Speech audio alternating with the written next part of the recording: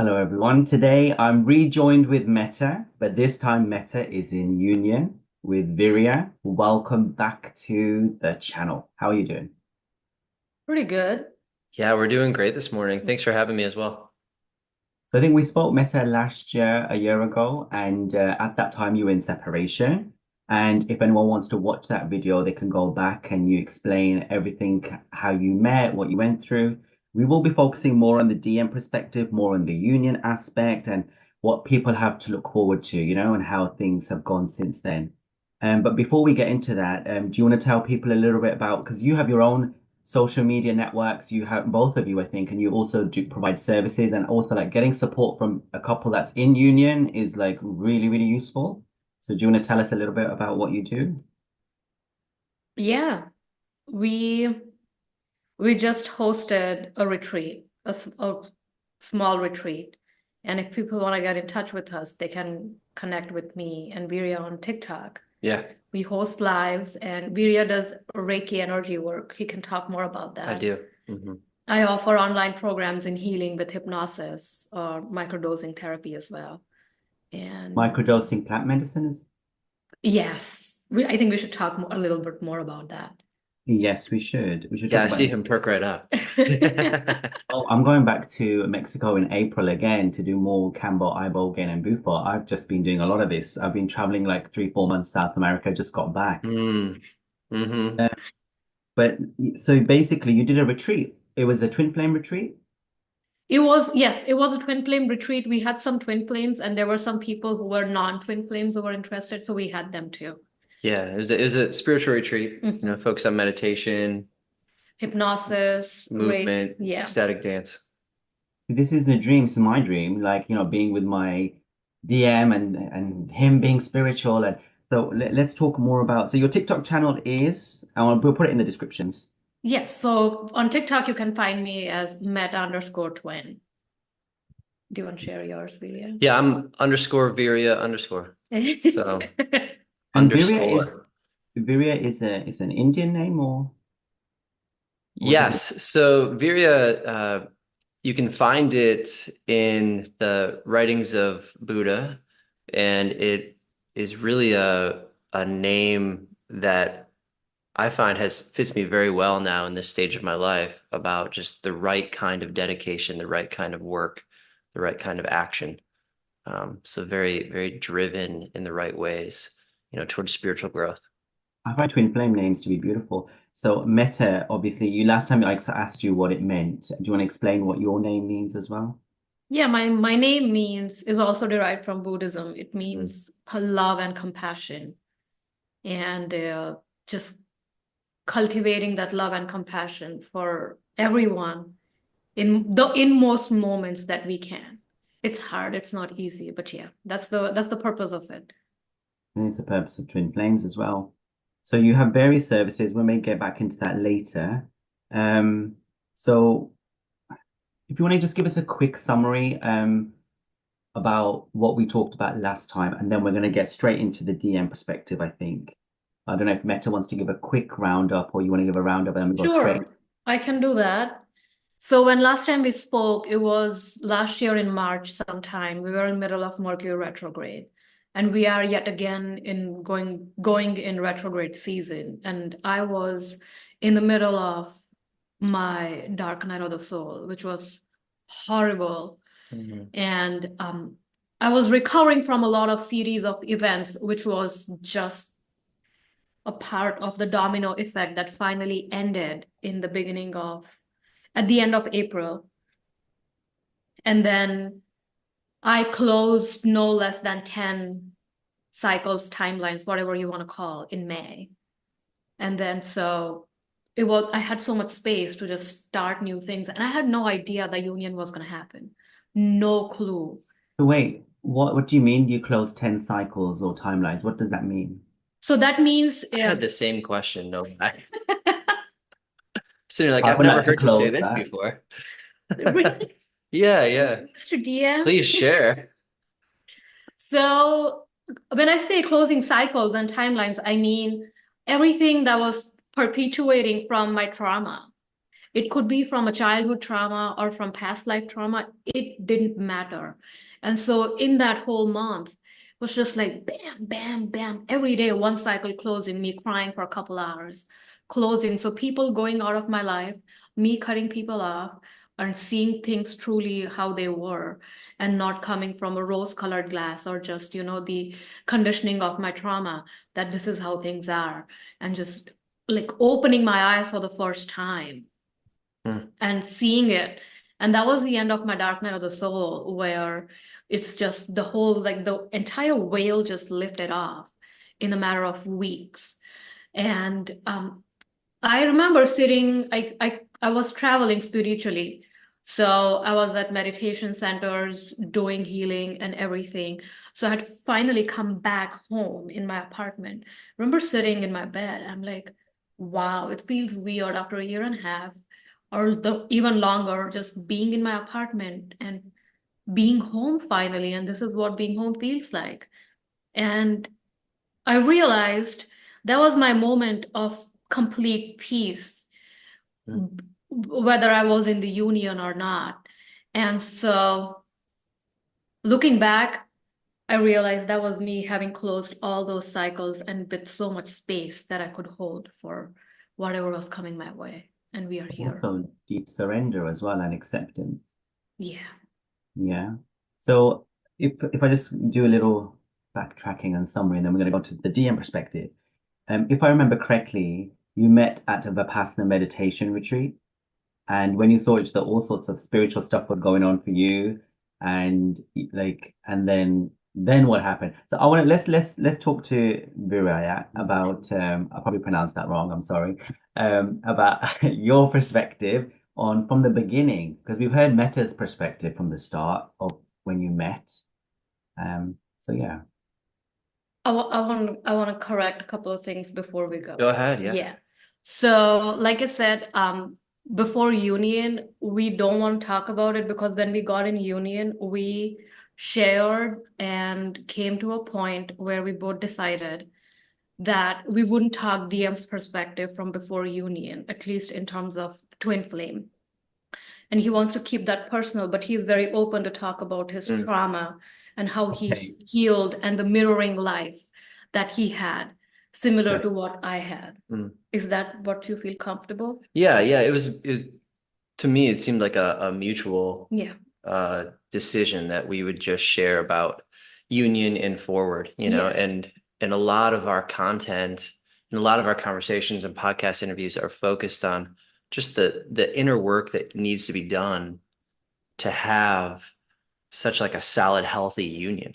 And that's the part that I think that's the gap out there that people need to hear and start thinking about, not about, how we met or having this like fear of separation that needs to happen or, anything like that. So we like to focus on union and we like to focus on I think how to Metta's be already healing. the healthiest version of ourselves. Yeah. Meta's already talked about that stuff. So yeah, let's talk about what happens for the DM. How, because a lot of DMs are silent, aren't they? We don't know what's going on, what traumas, what healing they're doing, and how the mirroring is. So please tell us whatever you feel comfortable. Yeah, sure. Yeah. So, I mean, I would love to start at this moment where I did first meet Meta, and there was this, there was just such a feeling and a draw. And the greatest part about it is our work, our projects together, and our passion together is so spiritual, and we're so connected. But the first time we connected really was actually on a dance floor, and I walked in to I'm a white guy, and I walked into a Bollywood dance night, and me and two of my friends were the only white people in the club, in this like bar. And we look at each other, we're like, do we stay? And then as we're talking about this beautiful Indian woman comes up, puts out her hand and says, I'm Meta. Welcome. I'm like, hi, did you put this on? Where are the name tags? And she just really wanted to introduce herself, I guess, and with the confidence of somebody who ran the event or something. And I mean, white people at a brown event, I think it helps knowing a brown person who's there. sure, yeah, it was very helpful, but I mean, my amazing dance moves really That worked. that worked. That's sarcasm But or is that real? yeah, so we had a blast and great conversation, and we danced together, and then it was just we've been together. I Yeah. mean, so it was a beautiful night of just being mesmerized by each other and feeling this feeling of we can feel each other, we can know each other on the inside. We felt, I mean, I personally felt her energy moving up my arms, moving into my heart, breaking down walls and barriers that I had up from past trauma. And it was an epic, an epic time. So we started talking about this naturally. You know, we went on some dates and things and spent a lot of time together. And right away, we were saying, this is so real right now. This is the most real relationship I personally could have ever felt, uh, because the inner change, the inner growth that happened immediately was, I mean, you could only describe it as union, you know? Was it scary Um, for you, like breaking the walls and the boundaries? Was that scary for you? it was. And what I came into this relationship with was knowing my need for being complete, like transparency and communication. So, I mean, we have a relationship of just honesty, openness. There is no need to hide anything. We talk through everything. And so we talk through our fears right away. Lots of tears, lots of crying, lots of growth. Um, and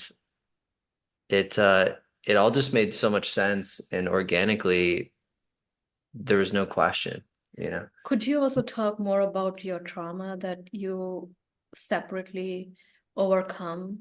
As I was also working through my own traumas. Yeah, we've traced just a lot of mirroring of how we when we were apart, there were so many events that were going on individually at the same time, you know. So um a handful of years ago, I experienced a huge trauma, and my reputation, uh, my job, my home life, everything went crashing down overnight.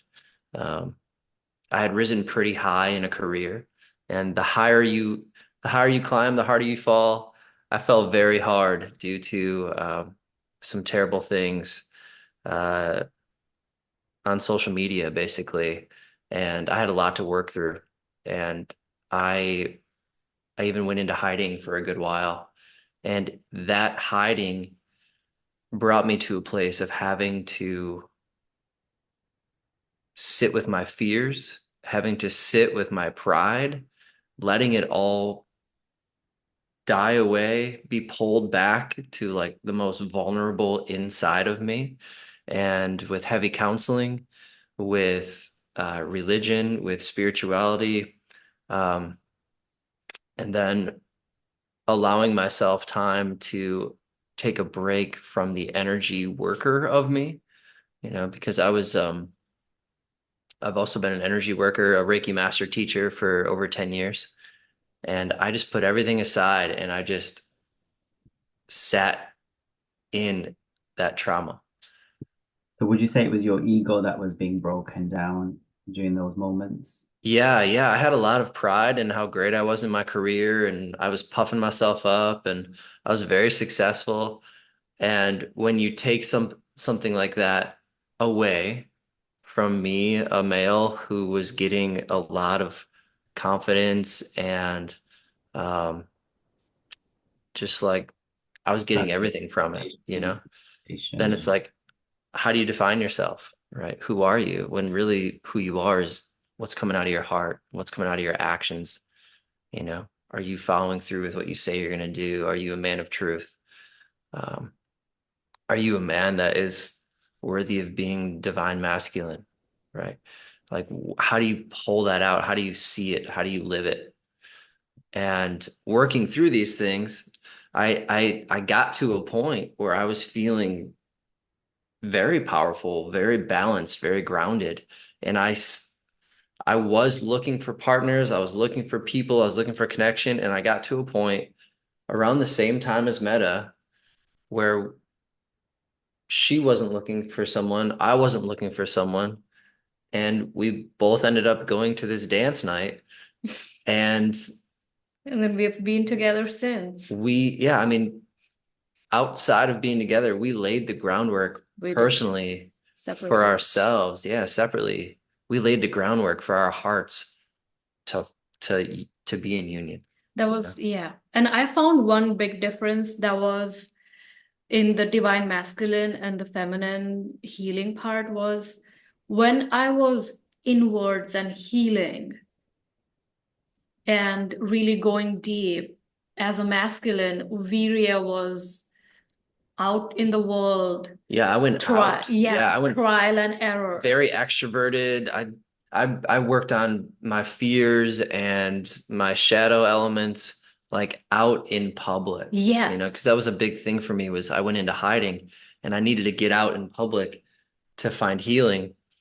And I was challenging myself a few times a week in different ways. And that brought me to a place of Confidence. And feeling full and whole, Yeah. you know, because if Did you're that not flip? feeling, yeah, go ahead.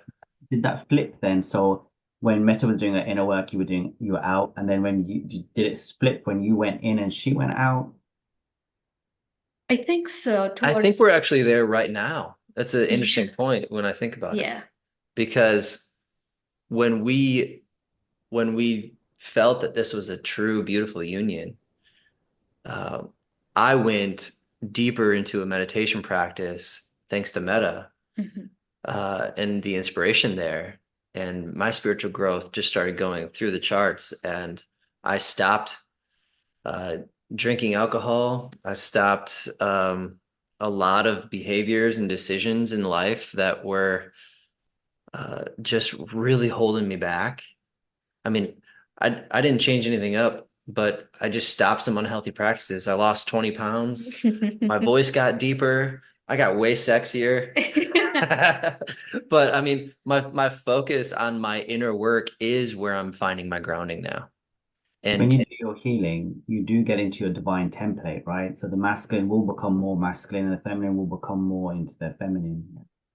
yeah, we see that right now for sure. And we've been working together as Meta's been working through fears of actually being more public, you know? Yes. So that's an interesting point you make. Yeah. I've been working through a lot of fears of that because the abuse that I had in my karmic relationship, it still follows in some way, shape, or form. And I don't have control over the abuser's actions, but I can only protect myself. And it keeps on bringing this, waves of me wanting to be public, but then that being compromised. So then me having to go in hiding for a bit and then coming out again. And it takes so much for me to keep working through those fears because I just feel so out of control a lot of times. Mm. So that's what you've seen so many. Yeah, I see it and as I see it and feel it and I do feel that there's a very easy knowing that I have about where you're at and what you're into and struggling with.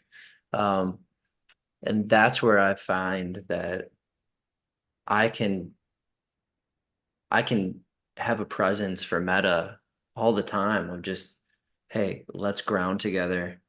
You know, we'll be out in public doing things. It might be stressful moment or overwhelming.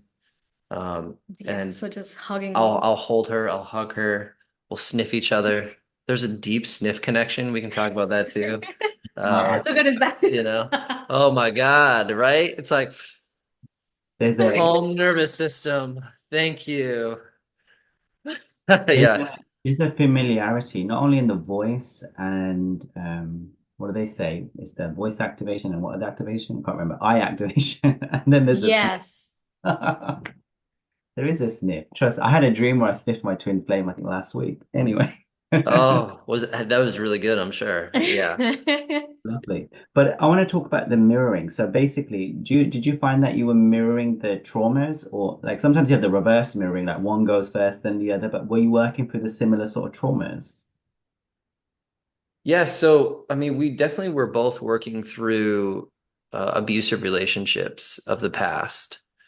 And my lesson for myself was finding my voice to get out of it and to speak up for myself. And I was inspired a lot by Metta's story of how she was able to do just that. And um, I have really been working through that lesson in front of me, that spiritual lesson in front of me of, I need to sit more heavily into my fire, use my Scorpio moon and look deep into, what's going on emotionally and speak out, Yeah. connect my solar plexus to my throat and just go for it, speak my power, speak me. And that has been an amazing practice. But we were both working through past abusive relationships that were still just holding on to us. And that timeline is pretty It's similar very when we similar. were sitting down doing the serious work of working through that, Yeah. a handful of years ago, up Really until interesting. now. The twin flames, how you almost have simultaneous lives, sometimes very similar or sometimes mirrored in the other way. So I want to talk about like childhood traumas if you want to discuss. Like, did you feel like you had similar things or patterns or um reversed things, and how did that affect? Mm. Like, because right now a lot of people are going through the healing of childhood traumas, and as twin flames, it's almost like shedding snake skin, I call it, like with the ego Yeah. death. It's just a lot, isn't it? But you do get free from it. So how have Mm. your childhood stuff like played a role in? Yeah, you talk yours, I'll share mine. I've shared mine a little bit in the past interview. But you go. Yeah, I mean, I will start by saying I think our mirroring is definitely, it's easier to see if you look like back 10 years, you know. There's been very similar amounts of financial hardship. Losses. Yeah, the losses are so similar that we probably, won't get into too deeply. It's very personal, but it just lines up so much like in the last 10 years. And so we find ourselves sitting here today being able to truly understand like what it feels like to lose something so big. And we're both going through similar things right now, so in a similar place. Yeah. My childhood trauma was not really I mean, we definitely grew up in different parts of the world.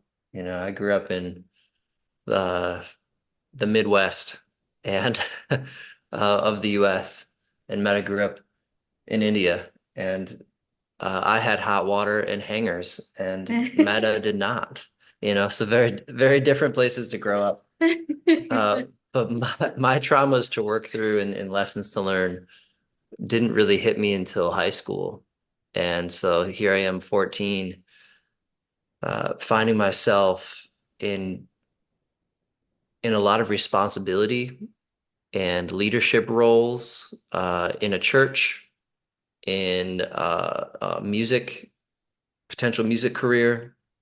Uh, I had a lot of people to basically report to and had a lot of responsibility even in high school. And I developed an anxiety disorder, and I hid it from everybody for a year and a half. And I would just feel anxious. My stomach would flip inside out and I would puke no matter where I was. So I learned to hide it, alleys, bathrooms, parking lots, you name it. I remember one time I was asked out by this girl. I was 16. If she listens to this, it'd be so hilarious. But I was in a band and I was drumming and I just finished my set and she comes up to me and asks me out on a date. And I look at her, I go, 1 second. And I run to this back alley behind a restaurant and I just puke my guts out. Come back, I'm like, yeah, let's do it. I'm free right now, you know. You take a mint. Did you have a mint after that? I don't remember that part. It was pretty probably I've like blacked out the rest. It's But interesting that a lot of DMs do take on quite leadership roles, but they don't always feel in the beginning equipped. They feel quite uh, ill-equipped to be able to be this leader, but people thrust them into leadership. oh yeah. So, I mean, from my dad to the church to this music stuff that was going on, everything was just pushing me up, promoting me into things, saying I'd be great at it, do it, do it, do it, you need to do it. And I'm like, yeah, I guess. And then it all accumulated into this a storm of like, I need to learn priorities. I need to learn how to prioritize my schedule. And I'm 16, you know. Um, but that set me up to be a very strong leader in college and moving forward, you know, working through an anxiety disorder in high school. I haven't had anxiety issues since. And it propelled me into being a strong public speaker, a strong leader, um, and then running my own businesses and stepping in confidently into being a healer and Reiki master teacher for the last 10 years. It's been a role that felt like something I was very ready for, you know. So, Yeah, because the DM is a god on Earth. We're all gods and goddesses, but not everyone realizes that. But from your beginning, people do see that leadership, but you may not feel worthy or able to hold that space until you've worked through your issues, you know? But what's interesting is you talked about that you're spiritual and that also you communicate things through. Now, with not all, there's a few DMs that are spiritual, but a lot of them are not. And then also this communication, a lot of DMs just run, they don't want to talk, they don't want to be vulnerable, they're very triggered by the mirroring. How did you cope when you were around your DF? I want to answer that. I want to go at that. go ahead. That flipped. That completely flipped as I closed out the cycle. I was the one who became very um, introverted and to myself. So in the beginning, when we went on the dates, he was open, communicative, expressive. Mm-hmm. And me, I just listened. I just held my cards because, I mean, in my head, I was just like, is this another cycle or is this it? Like, I don't know. And until I'm sure, I want to still be very mindful of my actions, what I say, because, anything can shift the timeline of wherever we are going. So like he is being amazing. I think you read my birth chart in the first 5 minutes. I did. I went again at it and I'm like, you know what? I want to go to the depth of it. So I'm comparing his birth chart with mine, with the current transits, everything together. And looking back, I think it was just the right time. When I Mm-hmm. see the chart of when we were at the dance floor Mm-hmm. and we started talking. And then the next day not next day, the day, couple of days after when we went on first date, that chart speaks union completely. She was so reserved. I asked her to dance, and I was like, "Hey, you want to dance with this guy?" And she looks at me. She's like, "Which guy?" And I'm like, "Me." I mean, she was so reserved, like not even thinking that I was flirting. No, so that's exactly where I was because I'm like, I just want to be very mindful and realistic. So for that time, even though I was the DF, I I embodied the DM energy for a bit, so that way I could hold space and be grounded. It's Because very interesting. yeah, and for me, it was very important that the timeline, the space I had in the upcoming union, I held that timeline up for wherever we were going, and it helped. I want to talk more Yeah. about this because recently I've been talking about union and I've been talking about for the DFs to kind of be like a Jedi Knight, cover their energy, bring it within, and be like a veiled bride. Like, be careful what you say, what you do. Like, just be more observing because anything we say is too much energy, and then DM's like, and he's gone again. So it's very important to kind of like balance it out until you get into union fully, and then you can be more freer. So, how do you maintain union for people who are watching? Like, how did you behave at the beginning? Are you able to be more? Do you have to always be mindful, 0 point present, or are you able to be more free and say what you like now? So that was just in the beginning. And I feel in the situations where we have seen before where DM's super sensitive and they might run off at any small inclination of expressiveness. That comes from a very unbalanced DM energy. But I think in Viriya's Yeah, case, and I'm dying to talk into that, but go ahead, keep going. Yeah. It's a very unbalanced DM energy. it is, Go ahead, yes. go I ahead. mean, you have your DM thoughts on that. However, with Viriya's DM's energy, it was, for me, I was just being very careful in the beginning. However, I did realize eventually as we became more serious into talking about twin, the relationship, union. And I think I didn't tell you about union. I had made a couple of posts. And then Mhm. he's like, okay, I want to talk about this. What is this? Because it seems like every time after I drop you off, you go and make a video about union. What is this? Mhm. And so that's when energetically I knew he's ready because he came to ask, what is that? Yeah, yeah, no, very Right? true. Yeah. And so that's when we talked. Yeah, so the union, a lot happened kind of all at once. And for me, it was this huge awakening moment. Um, literally during sex. I mean, we were completely combined in so many ways, physically, spiritually, emotionally.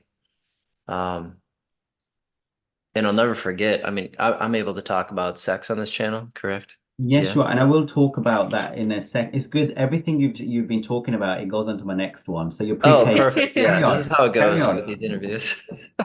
But no, there was a I like to huge call it awakening moment. intimacy because I like to say in a more respectful, but say what you want. Intimacy, yeah. So there was a huge awakening moment for me when we were intimate, and it was right along the same time that we had already set up this framework that we need to be in a relationship together that is honest and open and talk about our fears. Because with us both working through trauma, uh, pretty like uh, recently, for each other, we needed to feel that we were safe.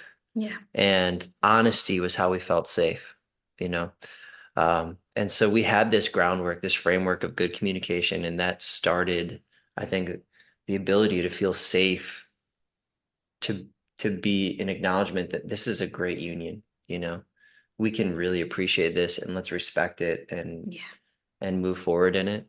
And in that same time, we were intimate together, and I just had this very deep moment that I could probably talk about for hours, but I remember sitting in bed after being intimate, and I'm like,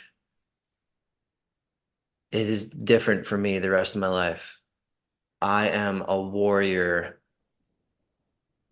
like through and through. Mm-hmm. And I knew my purpose, and I felt just glorified. And I have had so much joy in just serving Meta. And Oh, this is a good one. yeah, Mhm. so I mean, I come over and I'm doing the dishes, I'm helping out and lending a hand, I'm carrying the bags, I'm getting the door. I'm like, I've never been like this, but I've had this awakening moment, and all I want to do is serve Meta. Mm-hmm. And because of that, she just looks at me this way and serves me right back with my love languages and what I need. And it has been a I've talked beautiful about this union. before, where the DM like comes to a stage where he's completely devoted to the DF, and that's his devotion, isn't it? Yeah, Yeah.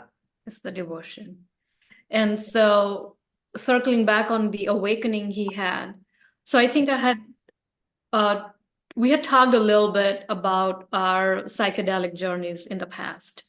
So in that moment, what I realized was he was channeling the Bufo spirit that I had when he was having his awakening. Mm. And you've done Bufo, so you know how the cleansing is and everything. And so for me, it was a lot. And We both started, we both started hacking, coughing. coughing, and then just the way everything comes out, and when we inhale it, his purging without the bufo was so much. Turned into visions. Yeah. He's seeing things, and he has no idea all this is like what's happening. But the moment he started making those sounds, I just knew that this is Bufo spirit channeling through him. And Yeah. so he's sitting on the corner. I right out bring my sage, and I'm saging him as he's purging right there. I didn't know what was his awakening at the moment. Wait, And Mhm. so interesting. So basically, all the stuff that you did physically as plant medicine, he experienced it energetically just by being close to you later. So they yes, feel, wow. yeah, Yeah, it was extremely scary in the moment, but I've done trips before and I knew to just let it ride and be present yeah, and observe. And I wasn't sure if I was going to puke my guts out all night or what was going to happen, but um yeah. there were some very strong visions that I remember very vividly of how the awakening came about and how I felt like such a strong DM warrior, So And it was it very was very strong. And next day, we both felt like we had tripped for the longest time and that we just need to rest. oh yeah. So I don't know what you were, did you rest or not? Because I remember you had emergency. For me, I could not function, work, eat, talk. I went in the forest and just sat and looked at a tree for an hour and a half. Mm. That's it. And I just couldn't say anything. And finally, then we, I think we took a couple days. I remember we took some time of like what happened. let's process this because that was a lot. It was a lot. And was it a good a lot? Was it a dangerous a lot? Was it, Yeah. So with twin flame, sometimes you have to even stop the intimacy for a while because the Yes. intimacy brings up so much. It can bring up triggers, it can bring up healing, it can bring up so many different things. It's a tool to use for ascension, right? And some twins sometimes they say we're gonna be celibate for a little while to integrate, to ground. So Yeah, we've said that a few times and we'll last Well, yeah, we lasted pretty not well, as I long think. as we say we're gonna last, Yeah. but it's we'll hard, train. yeah. Yeah. In twins, especially in the beginning, like you're at it like rabbits. Okay, so for those watching, people get confused about karmic, soulmates, twins. Now, you touched on so many different things here, which if you're a true twin, you know that stuff does not happen when you get intimate with a regular person. People talk about the creation of the third energy field. Some call it the Holy Ghost, the Holy Spirit, Eros Gamos, or whatever they call it. Your own definitions. Each twin has their own vibration and how it operates. So when Mm. you're together, do you feel a certain way in your own dimension, your own bubble? Does time stop? Does time get faster? Clearly, what you're telling about in intimacy, the things you're going through is out of this world. It's not human. So tell us a little bit more how it is being as a twin flame. Like you are, like you said, warrior. You feel like gods, goddesses. You feel like warriors. You feel like you got this power, right? Mm. I don't even know where to begin. I do know Meta told me, was it yesterday? Those exact words of this is out of this world. This is not of the earth. No, it's not though. It's like superhuman. Yeah. Yeah. Mm. I was just shocked, and I was like, this is not human. Still, we feel that way. I mean, Exactly. still, yeah. This is not like every twin flame, every true twin flame, what we experience is not human. I would love to just sit down with a handful of people in union and talk about this Yeah. because And you can't talk about it. Like I feel like I can't talk about it with other friends that just no, wouldn't understand. no. And I don't want them to be super jealous or like just be looking for that, seeking that, because it's going to be nearly impossible to find. It's completely impossible. And I don't talk about a lot of stuff as well in union because I have had jealousy from some DFs who have judged in the past and even today. So I just prefer with my community that I have where I teach meditation and everything I share because I've been called fake, I've been called delusional, and that belongs to who say. But me, I'm living my reality here. This is my truth. Mm-hmm. And I experience it in real life. Whether or not it agrees with anyone, that's not my problem. And exactly everything that happens in a twin flame dynamic, it is not human. It is literally not from Earth. It is from a vibration that is so far beyond human perception that anyone who calls the twin flame phenomenon or the union fake or delusion clearly does not belong in that realm. And that's why they are here. And Right. that's why we are who we are. And that's why we do what we do. Yeah. Otherwise, we wouldn't be here. You know, it's the highest spiritual achievement, and getting into union, and then you're like ascended masters because you're bringing that energy onto Earth. I know a lot of DFs haven't even met their twin flame. A lot of them are not even twin flames. A lot of them haven't got intimate. I've got intimate That with was very my. subtle. I love that. That was very subtle and very nicely said. I'm very honest here, but what was I going to say? When you get intimate with your twin flame, for me, I felt that energy that you're talking about, but I haven't met since then. But for the DM, is it the same as the DF? Because they say that for the DF experience it more as a spiritual experience, whereas the DM it's more of a physical experience. Is there any differences in either union or intimacy or whatever you're Oh my experiencing? Do you experience? goodness. Yeah. I mean, I do feel I have quite a different perspective, especially compared to how you're describing it, Manny, is uh I mean, I come from such a strong self-awareness of my own energy rivers, my own energy flow. And I know how to read people's energy and I know how to use sensual energy. I know how to build sensual energy. Yeah, And it's really turned into quite a tantric practice for us of natural. allowing energy to build and flow between us with that union bond. And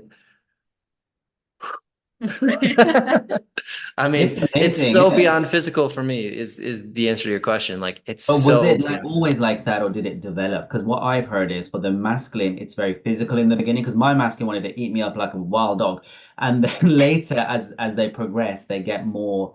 They understand the more spiritual aspects. Whereas for me, it was straight away. I was in the astral. I was seeing God. I was like, Yeah, no, it was pretty straight away for me as well. We were both seeing things and Yeah. experiencing things, and I, when we first started connecting intimately, it was always about a deep heart emotional connection Yeah. is what I felt the strongest, and that's what we grew together. Was, I tell her all the time, "Hey, I'm opening my heart for you. I'm dropping my heart into yours. We connect, and then Yeah. we go, and we'll go places." Yeah. Big time. And the talking more about how I looked at the intimacy part of the DM was I believe the same thing that it's going to be very physical for you. However, when we were right in the moment for such a long time, it wasn't physical because I saw your Reiki come up. I Mm-hmm. saw your energy come up and you were aware. Mm-hmm. And you mentioned to me because of trauma, it was closed off for so many years. Yeah. And so that's where that belief that I had before that DM is physical, that was broken down because this DM was not physical. he was like way deep in the energetic rivers as I was. Mm-hmm. You know, you talked about like some DMs get really freaked out by this woo-woo experiences with the DF, but you did not. But wanted to talk about unbalanced DM energy. So if anyone's watched my channel, they'll know that I had a very toxic DM who's completely changed now. But what Oh, is this unbalanced DM stuff? Because there's a lot of distorted DMs, like, oh my God. yeah. I mean, first off, like we have to have the ability to go inward and really take a good look at what's going on emotionally. And then when we can learn how to go in and not be afraid, we need to learn how to speak our needs. We need to learn how to speak our emotions. Like, how do we put words to what we're feeling? Because if we're not going in and we're not vocalizing it, we're going to run, you know? So you're in a very unbalanced place if you cannot if you cannot access what's going on the inside, you're going to be unbalanced and you're not going to be a grounding DM presence for your DF. You know, how am I going to provide calm and ground and leadership if there's a fear that I'm just going to tuck and run when things get real? What is that? That is never a quality of a strong leader. Oh, hey, we're in trouble. I'm out. You know, what general of an army or like, you know, what head of a company is just going to tuck and run like when there's trouble? I mean, no, we talk about it. We are so our strength is our vulnerability, I Oh my God. believe. And so if we can sit down, I mean, just this morning, this is an early interview for us. So it was like 3 a.m. Yeah. We got into it a bit and we got real with each other. Yeah. And I was like, I need to say this. This is what I'm feeling. And we listened and we responded. And that vulnerability is the strength of our union, I think. So Mhm. if if there was a fear that I was just going to tuck and run, we wouldn't be in union right now. No way. No. And it took work for me as well to not live from that fear of constantly second guessing my actions and words. And I would say in the beginning of union, there were a couple of times um, when I didn't tell you a lot of things because I was afraid of that you might run or this is too good to be true. And so, however, I did set my foot down for myself that was a reality check that I had with me. That I can't keep doing this. This is union. And if I keep doing it, it's not a real union, then it would just be another cycle. I really have to be honest. And then that's when I shared a couple of my fears with you. And I was in my head, I literally thought, this is it. This is going to be another cycle. And the DM's gonna run and I'll have to work through things. But it flipped. It flipped. Hell yeah. And he was like, okay, I'm here. What can I do? Mm-hmm. I'm like, what? You're here. You're asking me what can you do? I don't know what can you do. I have no idea. There's a long list. Give them Yeah. a... Yeah. Yeah. And so I was shocked.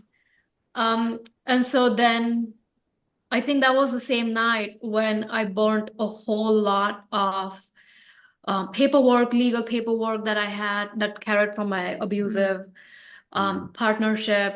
relationships and the karmic relationship. I was like, I'm ready to let this go. I want to burn this all shit. And then I talked to Yaya, and Yaya said the same thing. He's like, you're releasing so much. And he looked at him, and like Viriya and Yaya both talked as well on the phone when I was talking. So They were Yaya like, is this a is, coach that we've interviewed as well, and we know each other. Yeah. yeah, yeah. So, Yaya was like, just keep doing what you're doing because this is going to the right place, Hmm. where it's supposed to, and just believe in yourself and oh, this is the union. Like, thank you. But it Listen, was hard. I can talk to you for hours. I want to like start finishing up with healing. We want to talk about plant medicine, tips and advice. Some DFs are very lazy. I have them and they just moan all the time about the DM and they see it as more just a soulmate thing. And can you tell us a bit about your healing journey and plant medicine and whatever else and how it is for the DM, DF and yeah. Sure. I agree with you on those points because, hey, going deep is not easy work. It takes courage. And I had no choice. In my case, I speak about astrology quite a bit. I have Saturn retrograde in the eighth house. It comes with a lot of trauma, and that is opposing all my personal planets. So the shit I have worked through is dark, deep, and alone. That's what Saturn in the eighth house makes you. It makes you go through things alone so that you feel the darkest parts of your life. And then, but when you come out, the reward is boundless. And so, having gone to that depth, when I look at people and when I talk to them and I see that reluctance, I just feel sad because someone's claimed themselves to be a twin flame, and I take it that I believe them that yes, you're twin flame. So if you're twin flame, if you claim to be twin flame, go to the depth of it because you have that power to clear all that gunk you've carried all these lifetimes. Why be lazy and just fool around with different types of healing practices and keep blaming DM? Like, DM got his things to work on. Like, you've heard this DM. He wasn't just fooling around. He was working through his own trauma, Right. as I was. So, like, why blame him and just take hold of your own healing? And I feel when the DFs are going to take hold of their healing in the real sense, that come what may, no matter how painful it gets, I am going to go through this and come on the other side. And then as they are coming on the other side, the attachment to the DM and the twin flame label, everything, it just falls apart. Because what do you have? You just have you in the end. There's nothing, no conditioning that defines you. And for me, my healing was like a whole list of things: meditation, journaling, astrology. And then I found out about plant medicine. So I was like, what is this? I don't know. So I'm researching, then going on ayahuasca, bufo, kambo, mushrooms, and just like going deep, deep, deep, deep, deep everywhere. And then my dark night of the soul hits me. And like, I'm in the deepest trenches. So the only thing that helped me stay balanced in those deep trenches was microdosing on mushrooms because I lost my balance. And so I'm not saying you have to follow my template for all the DFs, but like find something that helps you go deep and don't do it for fancy reasons or content creation. Because this DM, your DM is going to be worth it. Oh, I love that. Yeah, amazing, powerful statements there. But with the plant medicine, just to go through that, because I started doing that recently as well. Did you find it different to other modalities? Do you find it deeper, more effective? Anything to say on that? It's different than other modalities, but if you combine them, it goes deep. Because when I did my first psilocybin journey, the first thing was I just took off into such a higher realm, and I laughed for the first hour. I was laughing my everything off because I just saw like human world is so dense. It's heavy. Why is everybody worried about credit score, loan, debt, car payment? I mean, I am today, but at the time, that 1 hour I was in there, it just hit different. And my friend who was babysitting me in my trip, she's like, why are you laughing? I'm like, Tammy, you won't understand. Let me come out of this. I will explain to you. And I keep laughing. And then from there, it takes me, mushroom, the teacher mushroom is taking me to my lifetimes and lifetimes. I go to this different universe and then it come back to Earth. I go to my previous lifetime as a princess, as a Chinese princess. And then I see the opulence I come from. And then I reflect back on the gunk I was born in this lifetime. It is so far apart. And I kept asking when I was in my dark night, like, what is the point of all this? Like, what is my point of existing on this planet? Like, why so much pain? And so plant medicine helped me see that. Otherwise, we live in such a dense world that it is practically impossible to see the purpose in the pain if we don't knowingly and intentionally go deep. Hmm. And that's why it's easy to blame someone or put the responsibility of someone else or not take ourselves. And similar with my Bufo journey. Bufo was amazing. I saw beings around me completely. The sun looked different. I was outdoors. It was like completely outdoors. And I was by myself. It was a private ceremony. I was very lucky to have a private ceremony for all these things. And I felt just a sense of release that, wow, I released so much of self-doubt that I had in me through Bufo. And I was gifted a spirit molecule by one of the people I actually dated before the union because I was called to. And he gifted me a spirit molecule, which would help me go deep, deep, deep. And I just feel so blessed that being on a plant medicine journey showed me the different sides of worlds that we don't see regularly at all. Doing ayahuasca, I saw my birth. It was horrible. It was horrible. I was left alone by myself when I was born in cold, not wrapped or like wrapped in a very dirty Indian cloth in a government hospital with no one. And I'm just looking around. It was a dark room. I'm looking around with a yellow light completely directly on my head. And it's just so disgusting that I come from that. It's a miracle. I am what I am today. You know, I'm a doctor. I'm a licensed oral surgeon.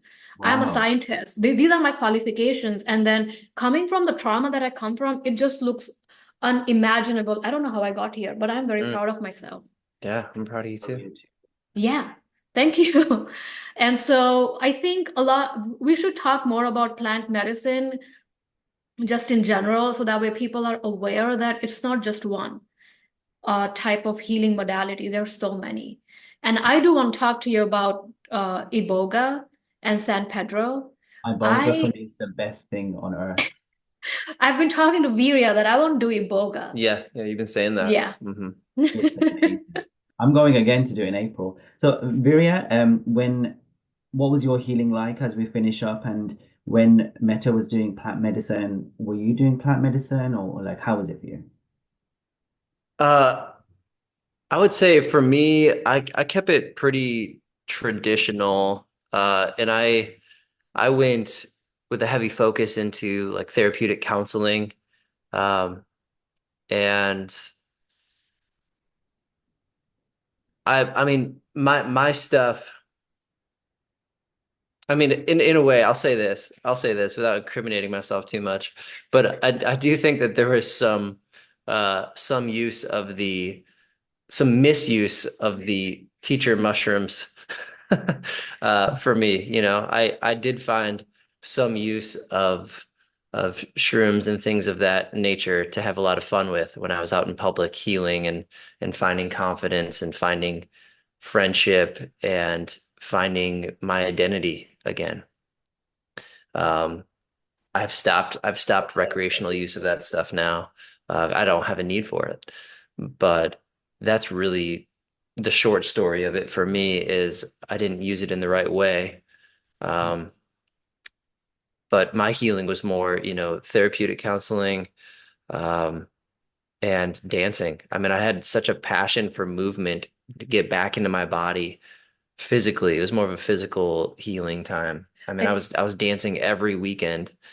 It And speaks a lot about the DMs because many DMs don't believe in therapy or counseling, which speaks a lot that when you were on the same path, you embraced it. I had to, yeah. It was either that or go dig a really deep hole and not come out. So, I mean, it was a very dark time, and I started getting back into my body, and I was dancing every weekend for over a year.